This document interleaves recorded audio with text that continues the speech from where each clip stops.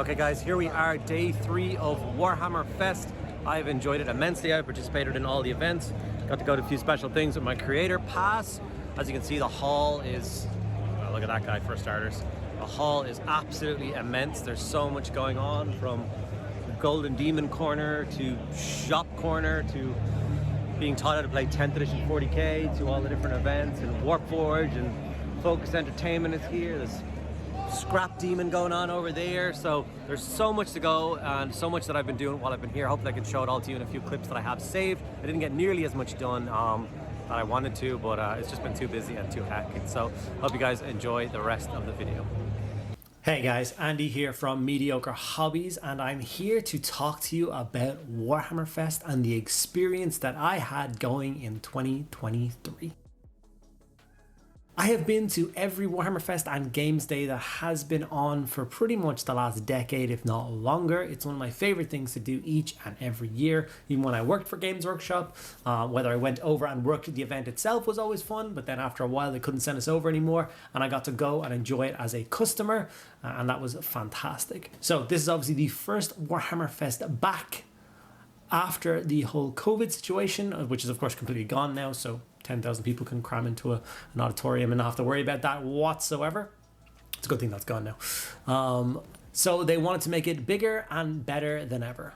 One of the biggest changes, of course, for me personally is this is the first time that I went there as a creator. The last time I went to Warhammer Fest, I was not a content creator on YouTube or Instagram or Twitter or Twitch or any of the other places that I put stuff up.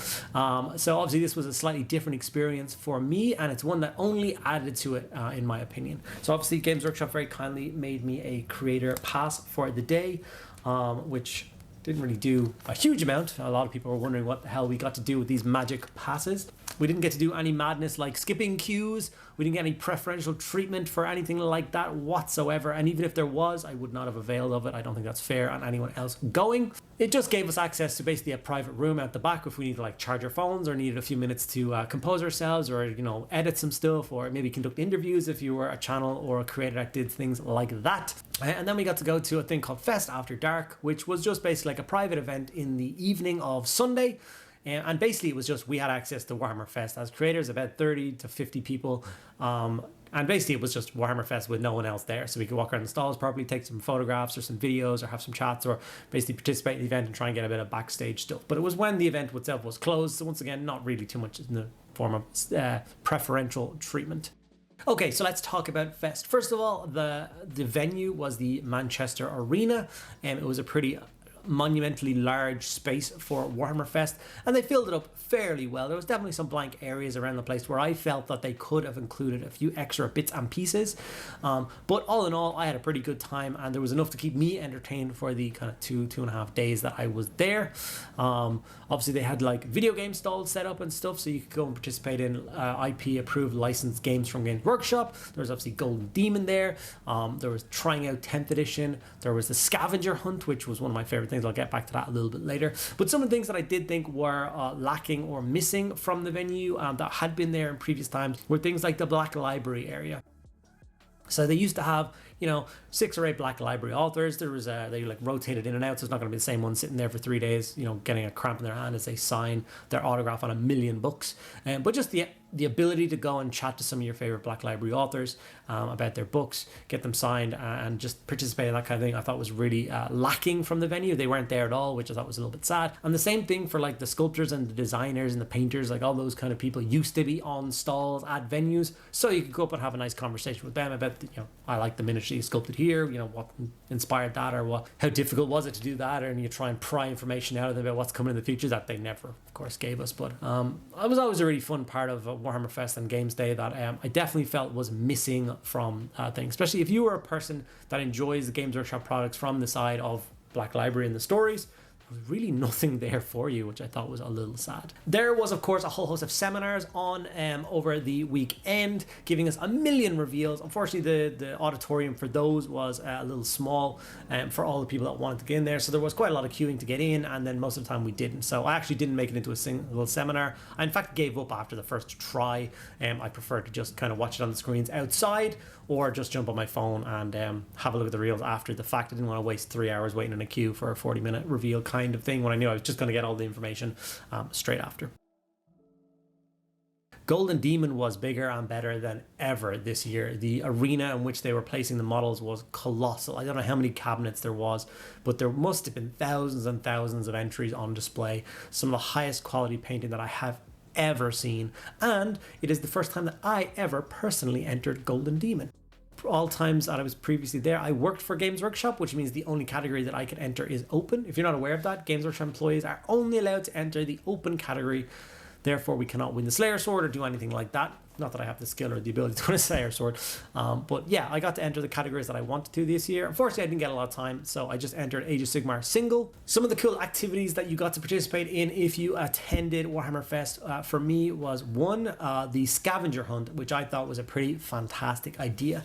How the scavenger hunt worked was each day, so a 3-day event, so a scavenger hunt on each day, and it was all based on an app on your phone, and you would scan a QR code at the beginning, and then you would get hints and clues, and you had to wander around the venue and try and find the next clue. And if you completed 10 of them, you got a piece of a badge. So each one of the badges is actually 3 individual pieces, which if you manage to do the event all 3 days, you got to put them all together and make this stellar badge. There was 2 of them to collect. There was a Tyranid one and there was an Imperial one. And the person that I went around with for the 2 days very kindly gave me her one so that I could have both of them in my collection because I'm a greedy hoarder.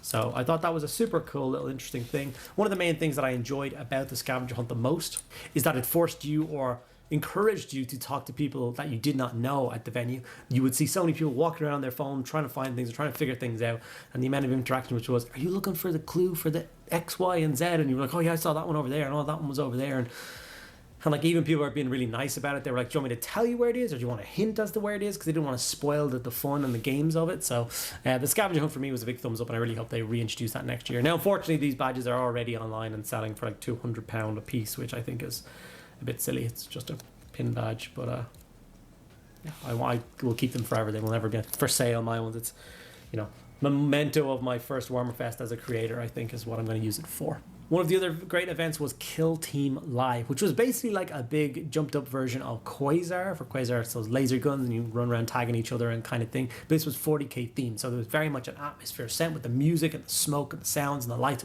All epic. You got to participate as an orc or as an Imperial Guardsman, so you actually got custom guns for each side. So with the las guns, there was 10 las guns, and each one was serial stamped as a different number and a couple of different scuff marks and so on and so forth, but obviously still very regimented.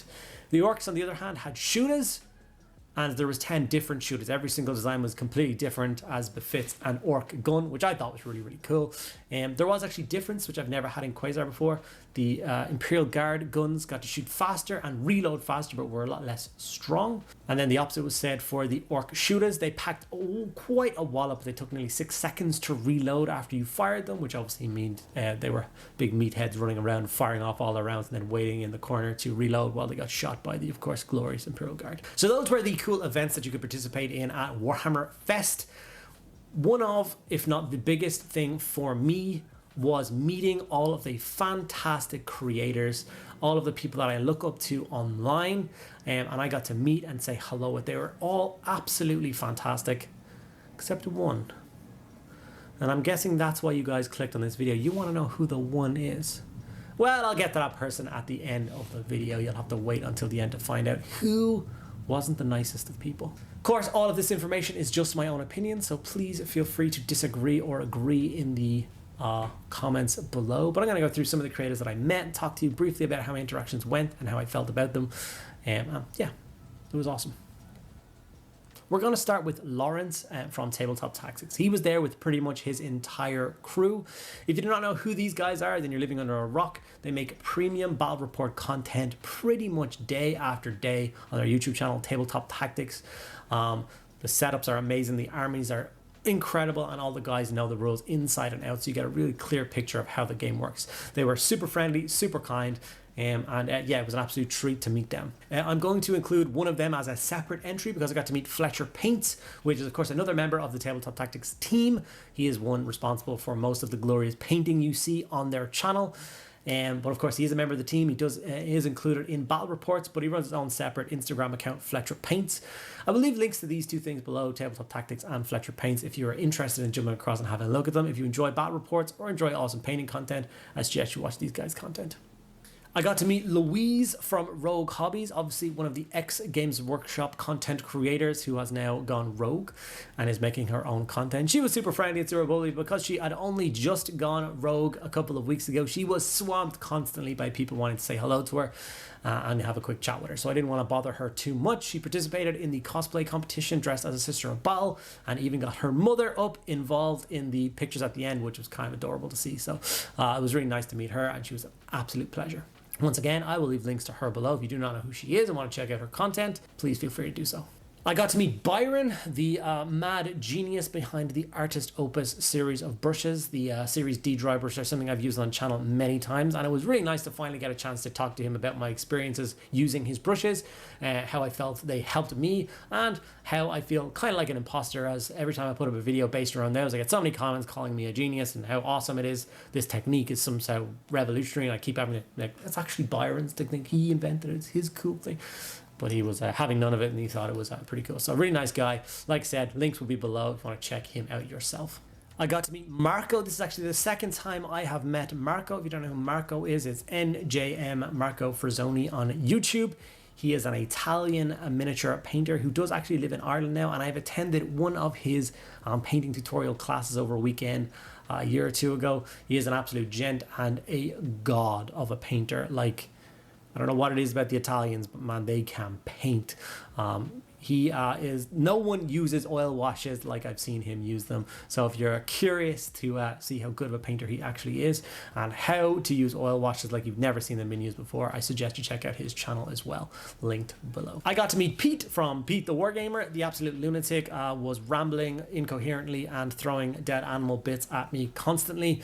But once again, he was an absolute pleasure. Took the time out to talk to me about everything, gave me an awesome sticker, which I love stickers, especially if they're to do with content creators, so that's a huge thank you for me. I managed to absolutely disgust him when I informed him that after I've finished constructing a kit, I throw out all the leftover pieces straight into the bin because they take up too much space. He was horrified, and I have since offered to send over my bits when I'm finished sending them to him for him to use in some of his crazy conversions. If you do not know what he does, he takes the basic concept of a model and completely flips it on his head and creates something unique and absolutely stunning.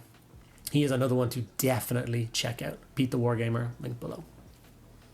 There was, of course, a couple of titans of the industry there, creators which I think are just a slight tier above some of the other people there. Like, just seeing them there was kind of threatening. There was the people that I fangirled over just a little bit, like, you know, heart started thumping in my chest kind of thing. One for me was Matt from Mini Wargaming. Like, I had no idea that he was going to be there all the way from Canada. Obviously, he was over here on holidays with his wife. Got to speak to her as well. She was lovely.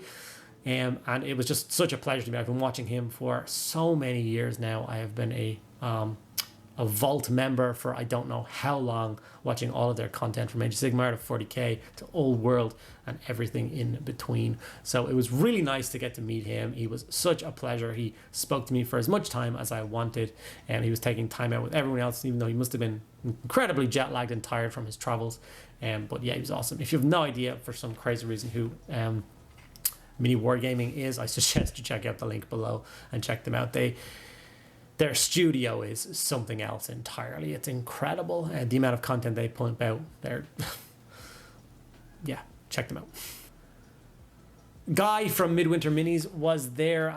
Once again, another person who took the time to have a nice conversation with me. He even asked me about my channel, immediately looked it up on his phone and subscribed, which was a really nice little cherry on top for me. I'm sure you know who Guy from Midwinter Minis is. He's actually one of the creators that I get, I don't know, people think that that's the direction my channel will go. They feel like our content kind of lines up a little bit. I'm very reminiscent of what he does. So hopefully one day I can be as big a content creator as him. If that's what people think, that'd be kind of awesome. So yeah, super nice guy. If you, for some crazy reason, don't know who he is, like I said, links below. And for me, the absolute cherry on top of the people that I got to meet at the event was Lukas from Squidmar. Squidmar is by far my favorite YouTube channel on the internet. Not just hobby channel, just my favorite channel. Every single time they have an upload, I'm straight away in there watching it. Their content is absolutely incredible. I think they know exactly what they want to achieve. They know that their content is just for fun. It is just like satire and like it's just something to enjoy. They're not necessarily trying to teach you anything or anything like that. They just get to the craziest big projects, and we are all absolutely hooked from the first video to the last grass tuft. He was super nice. Yeah, he was an awesome guy to meet. Find out that he also loves fishing like I do. Find out that his fiance is working over in or studying over in Ireland, so perhaps he'll be back here in the near future.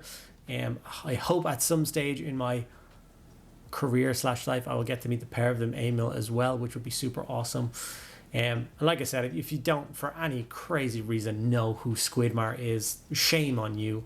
There will be links below to that, and check out their awesome projects, whether it be their Manta or the Games Workshop Metal Thunderhawk, or now their Warlord Titan Jewel that they're currently working on. And I promise you'll be blown away by the content. So those were all the content creators that I got to meet that I had a really positive experience with. I thoroughly vouch for each and every one of these guys. So if you, for any reason, are looking for more content to consume on YouTube and you don't recognize any of these names or know any of these people, please check them out. Give them a subscription, if that's how you say that. Subscribe to their channel, and I promise you won't be disappointed by the awesome content. Okay, now it's time for the nail in the coffin. Who was the content creator that just wasn't very nice? Who do you think it was? Of course it was. It was James Workshop.